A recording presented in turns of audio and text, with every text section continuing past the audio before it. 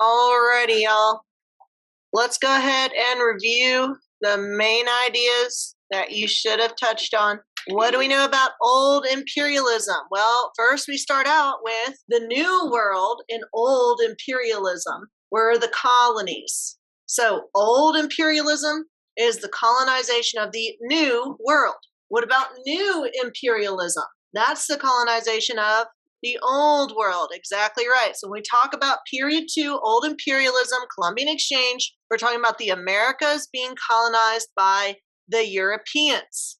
What enabled them to colonize so effectively?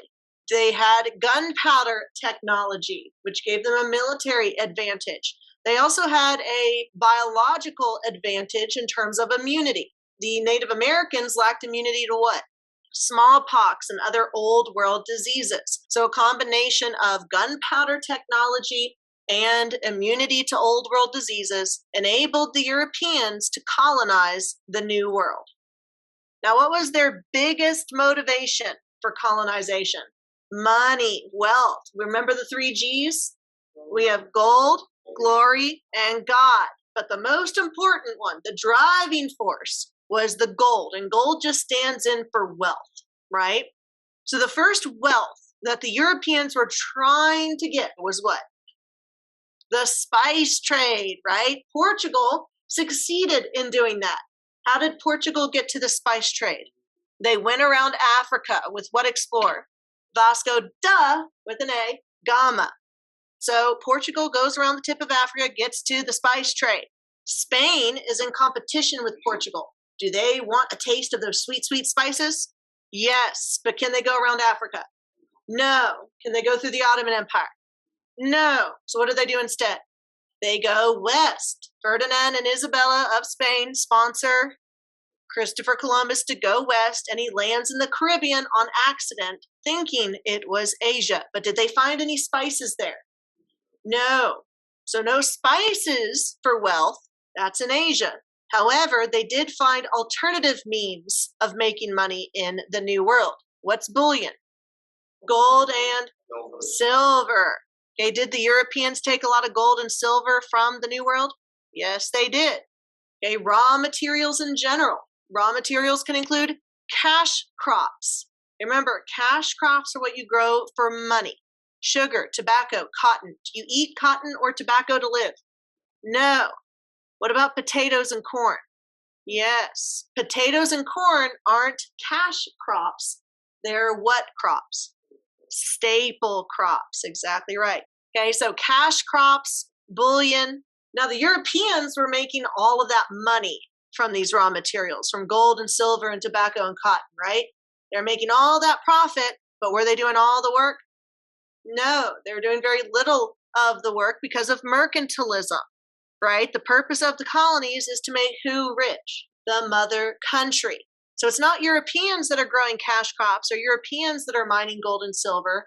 It's the Native Americans and enslaved Africans, right? What do we call that coerced labor system of Native Americans? The encomienda. The Africans? The asiento.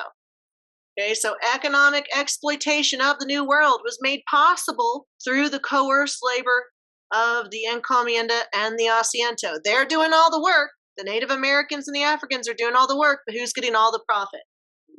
The Europeans.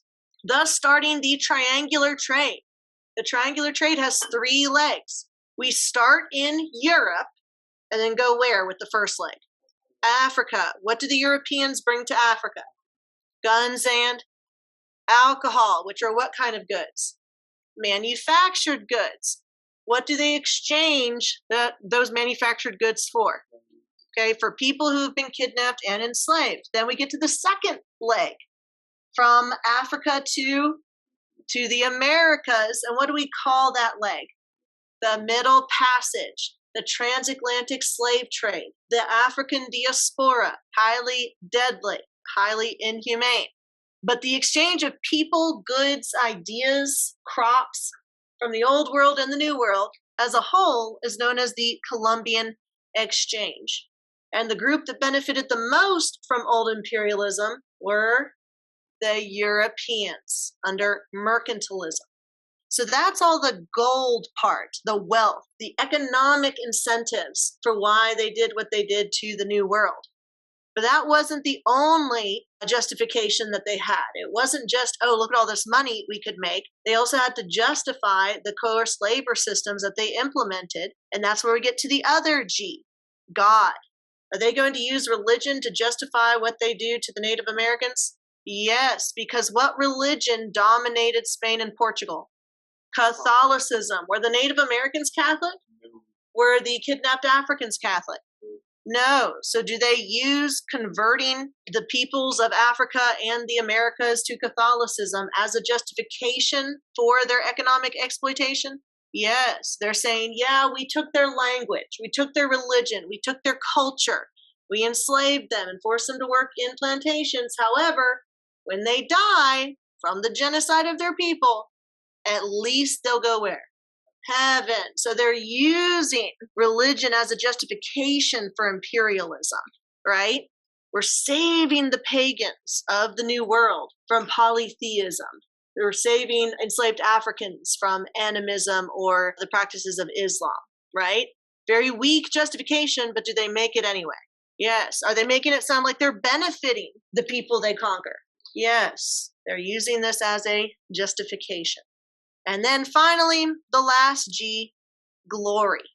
We see nationalism building. Nationalism just means the creation of a nation, y'all. They're going to create nations, create countries. Was the U.S. a country that came from old imperialism? Was Mexico, Brazil? Yeah, all of these nations emerged after the independence movements in period 3 that had been inspired by what ideals? Enlightenment ideals. Exactly right. So we see new nations emerging. We see the Europeans in constant competition with each other for territory and wealth from the New World. This whole Columbian exchange started with competition. Portugal got to Asia, and so what did Spain want to do? Find their own route to Asia for the spice trade, and then instead landed in the Americas. And at first, it's Spain and Portugal that lay claim to the New World, divvied up by the Pope in the Treaty of Tordesillas. But then in 1588, the Spanish and their Armada are defeated by England, which means new European countries are now going to be able to compete because Spain no longer controls the seas. Now England does. So do we see English and Dutch and French settlements increase in the Americas? Yes, all because they're in competition with one another in period 2. So now what we're going to do is we're going to apply all of that to new imperialism through the historical thinking skill of comparison. We are going to compare and contrast old imperialism with new imperialism. So we're going to start off simple. In old imperialism, we're talking about period 2, 1450s to 1750s. Columbian exchange, Spain, Portugal, all that. New imperialism, we're talking about the 1750s to 1900s. So coming off of the Industrial Revolution. 2 different time periods, but they're going to have some similarities and differences. First similarity, who were the colonizers in both old and new imperialism? The Europeans. Okay, the Europeans were the colonizers. In old imperialism, where were they colonizing? The New World, the Americas.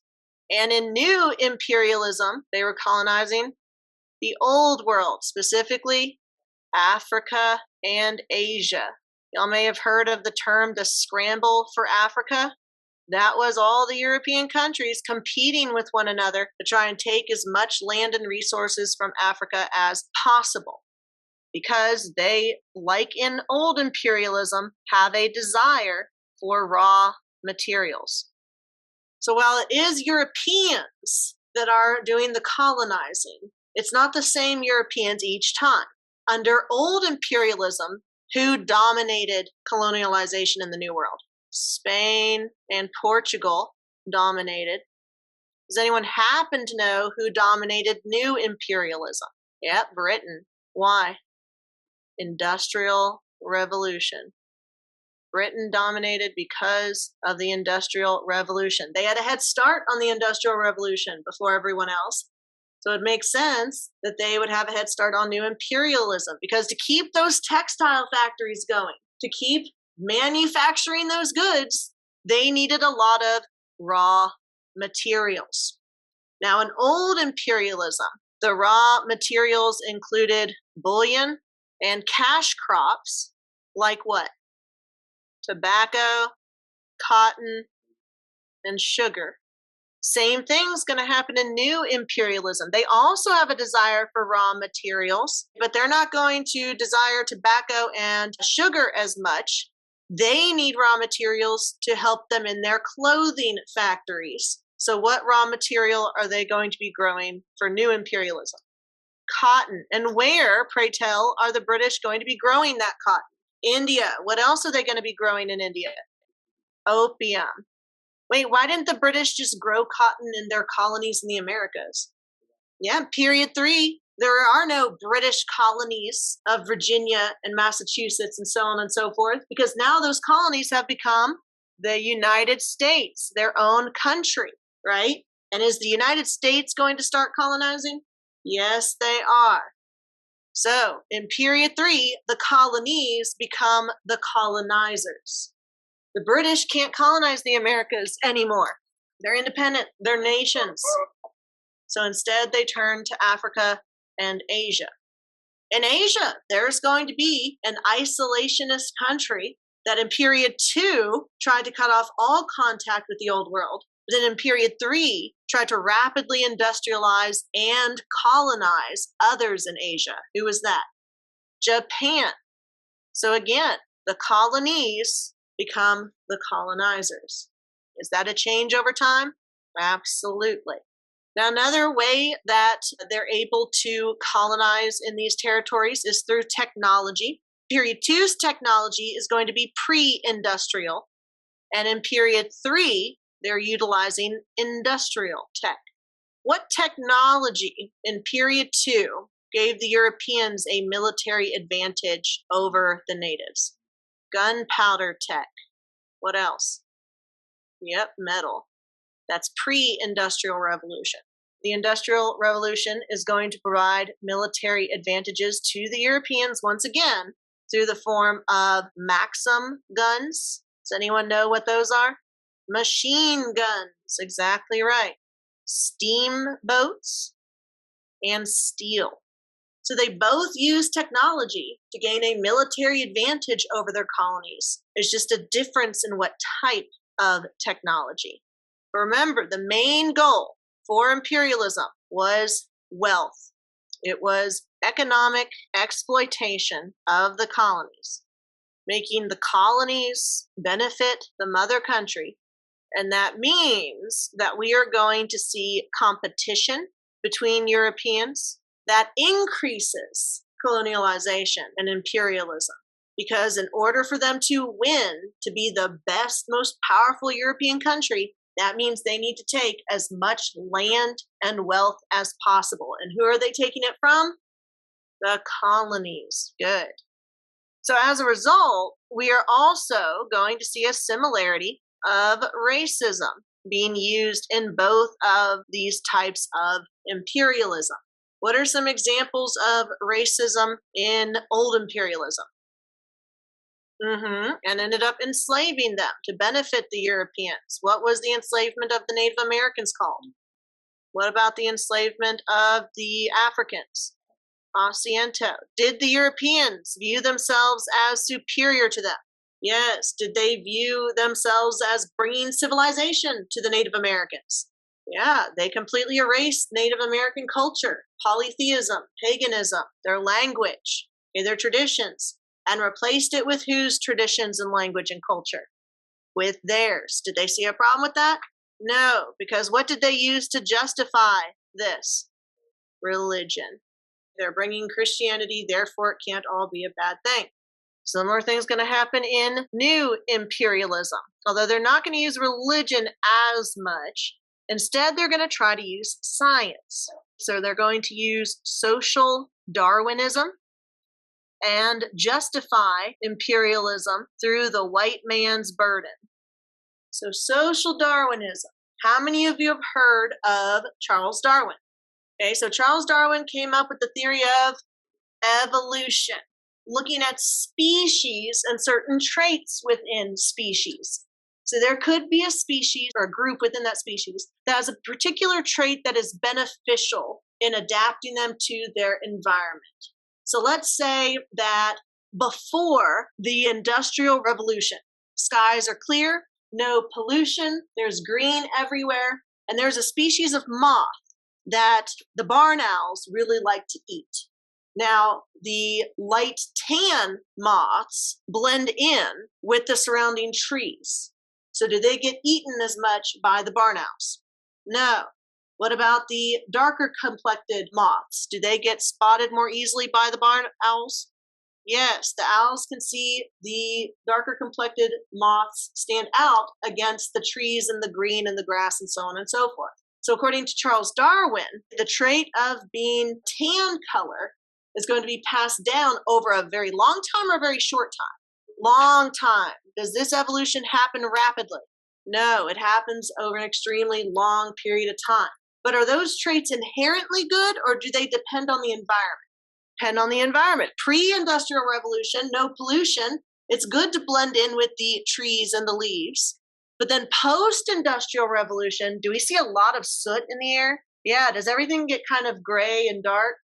Yeah. So those lightly tan-colored moths, are they going to stand out a lot more easily to the barn owls? Yeah. So is that trait of being a lighter tan color going to get passed down? Not nearly as much, because it's no longer adaptive. Now, Charles Darwin was applying this to species like finches, right? Birds and moths and lizards.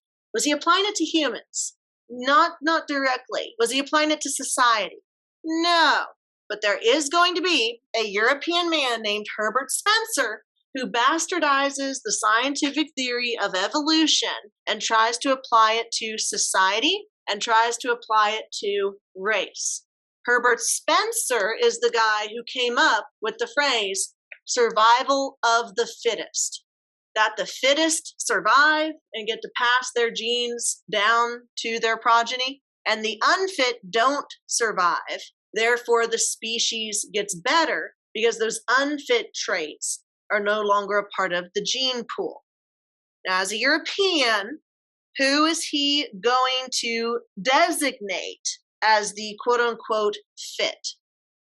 Other Europeans. He's going to use this to justify what Europeans do to non-Europeans. He's going to say that, because of the Industrial Revolution, the Europeans got so rich and got so much technology, it must mean it's because we're superior, that we're better. Thus, we have the right to go and conquer other peoples, right? So he's going to try to apply this racist ideology to why Europeans should colonize or should take from other people. So social Darwinism, racism? Yes, yeah, unequivocally so. Because if you characterize yourself and your culture and your race as superior, then what are you saying about all of the others? That they're inferior. So it's going to be used as a justification for what happens in Africa and in Asia during period 3.